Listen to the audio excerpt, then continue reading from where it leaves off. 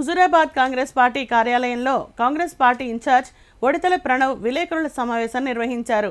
అనంతరం వారు మాట్లాడారు.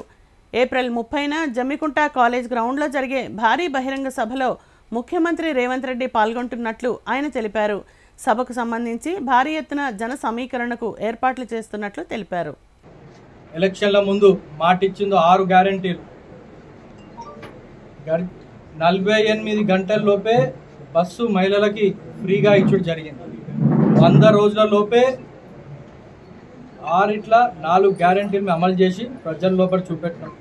అది 200 ఉచిత యూనిట్లు కానివ్వండి, 500 రూపాయలకి సిలిండరే కానివ్వండి, 10 లక్షల రూపాయల రాజీవ్ ఆరోగ్యశ్రీ కానివ్వండి, ఇవన్నీ ఇచ్చిన మాట ఎట్లయితే తెలంగాణ ఇస్తా అని చెప్పి మాట నిలబెట్టుకుందో కాంగ్రెస్ పార్టీ సోనియా గాంధీ గారు, అదేవిధంగా 6 గ్యారంటీలు ఖచ్చితంగా అమలు చేసే బాధ్యత కాంగ్రెస్ పార్టీదని చెప్పి మరొకసారి మీ అందరినీ నేను తెలియజేస్తున్నాను.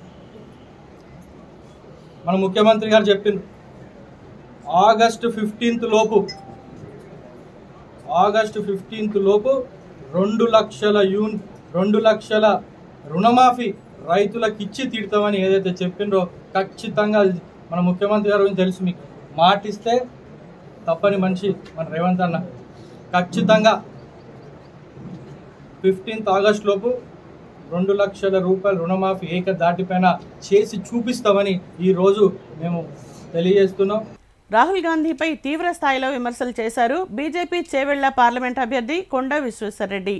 రాజేంద్రనగర్ నియోజకవర్గంలో ఎన్నికల ప్రచారంలో భాగంగా కొండా బీజేపీ శ్రేణులతో కలిసి భారీ రోడ్ షో నిర్వహించారు. ఈ సందర్భంగా ఆయన రాహుల్ గాంధీని టార్గెట్ చేశారు. యూపీలో బీజేపీ నేత కేంద్ర మంత్రి స్మృతి ఇరానీకి భయపడే రాహుల్ గాంధీ వయనాడుకు పారిపోయారని ఆయన ఆరోపించారు.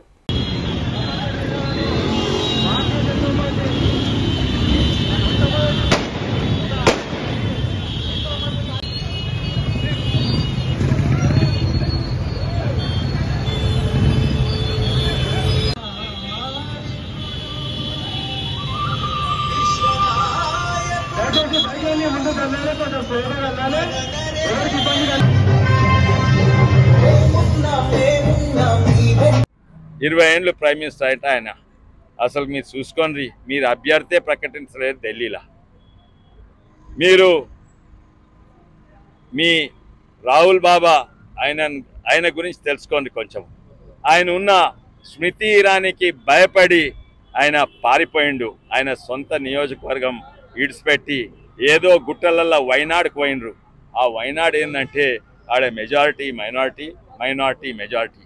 అంటే నువ్వు మైనారిటీల ప్రతినిధిగా భారతదేశం ప్రతినిధిగా. ఆడ 50% ముస్లిమ్స్ ఉంటారు, 18% క్రిస్టియన్స్ ఉంటారు, కేవలము 31% హిందువులు ఉంటారు. ఇదేనా నీకు సేఫ్ సీట్? ఆయన భయపడి బుగులుపడి ఉరుకుతా ఉన్నాడు. దేశం మొత్తం అయితే ఎంకలాడిండు. నాకు సేఫ్ సీట్ గెలిచే సీట్ అంటే అది ఇదే దొరికినది, ఆ గుట్టలల్లో వైనాడు. అంటే మీరు హిందువుల ప్రతినిధి కాదా?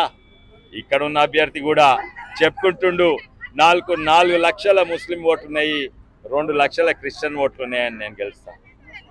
అరే ఒక ఎంపీ అయినా, ఎమ్మెల్యే అయినా, హిందూ అయినా, క్రిస్టియన్ అయినా, ముస్లిం అయినా మీరు ప్రజాప్రతినిధి, ఓ మతానికి ప్రతినిధి కాదు.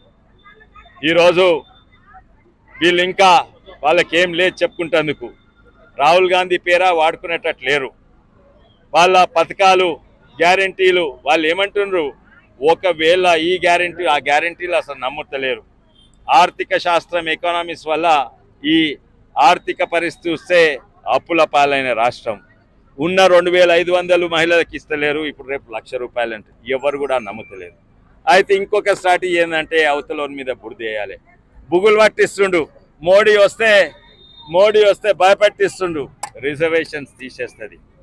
ఎస్సీ ఓబీసీల రిజర్వేషన్స్ ఎవరైనా తీసేసింది? మీరు ఓబీసీల రిజర్వేషన్స్ కర్ణాటకలో 4% ముస్లింస్కి ఇచ్చి మీరు తీసేయలేదా? మేము అంబేద్కర్ గారి ఆశయాలు నెరవేరుస్తాం.